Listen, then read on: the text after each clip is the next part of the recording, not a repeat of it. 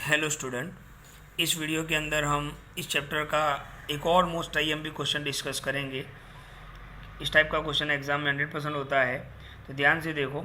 Show how root five can be represented on number line. Okay, आपको याद होगा root five किसी का रूट नहीं है, यानी रूट 5 ये इरेशनल नंबर है। तो इतना समझ लो कि इरेशनल नंबर को हम नंबर लाइन पे कैसे बताएंगे। ओके, इसको समझने से पहले आपको पाइथागोरस थियरम समझना पड़ेगा, जो 9th में भी आ गया है। पाइथागोरस थियरम इस टाइप के ट्राइंगल, जिनको हम राइट एंगल ट्राइंगल बोलते हैं, उसमें यूज होता है। तो ये राइट एंगल ट्राइंगल है, राइट। इसमें 3 साइड्स होती है। सबसे पहले आप ध्यान से देखो, ये जो ए बी है उसको हम परपेंडिकुलर भी बोल सकते हैं, परपेंडिकुलर हाइट, राइट। ओके, ये परपेंडिकुलर होगा। बी सी जो है वो बेस होगा, और ये जो ए सी है स्लोप, जिसको हम हाइपोटेनस बोलते हैं, राइट। तो ये राइट एंगल ट्राइंगल है। तो पाइथागोरस ने फॉर्मूला क्या दिया? पाइथागोरस ने फॉर्मूला ये दिया कि हाइपोटेनियस का स्क्वायर, देखो मैंने एच वाई पी लिखा है, यानी हाइपोटेनियस का स्क्वायर किसके बराबर होगा? परपेंडिकुलर का स्क्वायर प्लस बेस का स्क्वायर। ओके, तो सबसे पहले तो आपको ये फॉर्मूला याद रखना है, ये जो फॉर्मूला है वो याद रखना है अच्छे से, इसको आप समझ लो। हाइपोटेनस का square is equal to perpendicular का स्क्वायर प्लस बेस का स्क्वायर। जब भी आप कोई नंबर को, जैसे रूट 5 को आपको नंबर लाइन पे बता रहा हो, या कोई भी इरेशनल नंबर को आपको नंबर लाइन पे बताना हो, तो याद रखो परपेंडिकुलर डिस्टेंस हमेशा कितना लेंगे? 1। कितना लेंगे? 1 ही लेंगे। चाहे आपको रूट 17 बताना हो, फिर आपको मान लो कि रूट 10 बताना हो, कोई भी नंबर आपको बताना हो, तो परपेंडिकुलर जो है वो हमेशा कितना लेंगे? हम 1 सेंटीमीटर लेंगे, राइट। ओके, तो ये एक बात आपको याद रखनी है। अब बात आती है यहाँ पर हम बेस कितना लेंगे। तो ध्यान से देखो, हमें कौन सा नंबर बताना है? Root 5, right. ध्यान से देखना, रूट 5 के आसपास कौन सा परफेक्ट स्क्वायर है? तो 4 है। ओके, 5 के बिल्कुल नज़दीक 4 है जो परफेक्ट स्क्वायर है। 4 का हम रूट निकालेंगे तो वो कितना होगा? 2 होगा। तो इस तरीके से हमें समझ में आएगा कि परपेंडिकुलर तो 1 ही लेना है, तो यहाँ पर हम बेस कितना लेंगे? 2 लेंगे। ओके, मान लो कि आपको रूट 10 बताना है। ओके, तो रूट 10 के आसपास परफेक्ट स्क्वायर कौन सा है? 9 है। ओके, 9 किसका रूट है? तो 3 का है, तो बेस आपको 3 लेना पड़ेगा, राइट। मान लो कि आपको रूट 17 बताना है, तो रूट 17 के आसपास परफेक्ट स्क्वायर कौन सा है? 16 है। 16 किसका रूट है? 4, तो बेस आपका क्या होगा? 4 होगा।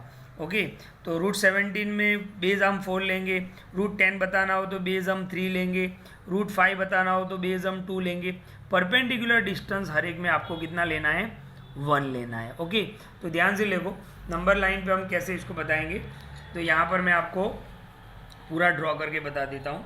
ओके, तो ध्यान से देखो, 0 से हम स्टार्ट करेंगे, 0 से हम स्टार्ट करेंगे, राइट। ये हमारा बेस होगा। देखो अब मैंने यहाँ पे नंबर लाइन बना दी है, 0 1 2 3 4 5 1 1 का मैंने आपको डिस्टेंस लेके बता दिया। देखो 0 1 2 3 है ना, राइट। तो ध्यान से देखो, हमें रूट 5 बताना है, तो यहाँ पर हम कैलकुलेशन भी मैं आपको बता दूँ। ध्यान से देखो, ये एक राइट एंगल ट्राइंगल है, ये हाइपोटेनियस है, ये बेस है, और ये परपेंडिकुलर है। फॉर्मूला क्या है? हाइपोटेनियस का स्क्वायर किसके बराबर होगा? परपेंडिकुलर का स्क्वायर प्लस बेस का स्क्वायर। परपेंडिकुलर हमें कितना लेना है? 1 लेना है। अच्छा, रूट 5 के लिए मैंने आपको बताया कि नज़दीक कौन है? 4। 4 का रूट क्या निकलता है? 2, तो हमारा बेस क्या होगा? 2 होगा, राइट। तो 1 स्क्वायर कितना होगा? 1, 2 स्क्वायर कितना होगा? 4। ओके, ध्यान से देखना, यहाँ से हम स्क्वायर निकालेंगे, इस स्क्वायर को निकालेंगे तो सामने रूट लगेगा। ये मैथ्स का फॉर्मूला होता है कि जब भी आप स्क्वायर निकालो तो सामने की साइड रूट लगेगा। ओके, तो 1 + 4 कितना हो जाएगा? 5, यानी हमारा आंसर यहाँ पर, ये कैलकुलेशन है, राइट। बट हमें एग्जाम में कैलकुलेशन की ज़रूरत नहीं होती है, लेकिन मैंने आपको कैलकुलेशन बता दिया है। अब हम क्या करेंगे?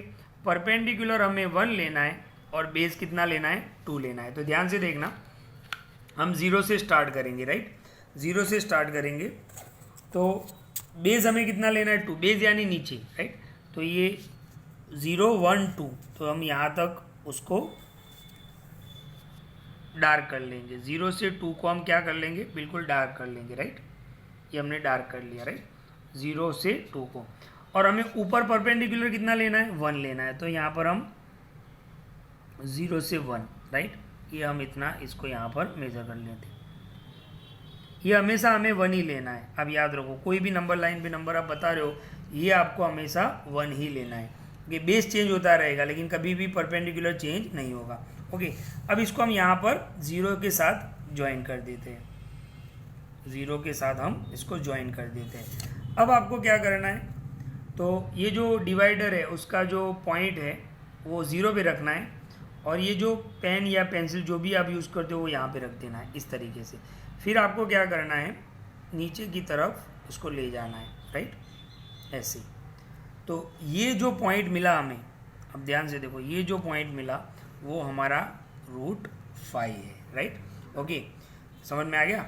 तो ये हमारा √5 होगा। ओके, तो परपेंडिकुलर डिस्टेंस आपको 1 लेना है, बेस आपका चेंज होगा। 5 है इसलिए क्या होगा, 2 होगा, मतलब 4 था तो 2 हो गया। ओके, नेक्स्ट वीडियो के अंदर आपको मैं और भी नंबर लाइन के लिए बताऊंगा, तो इस वीडियो को आप ध्यान से देखो।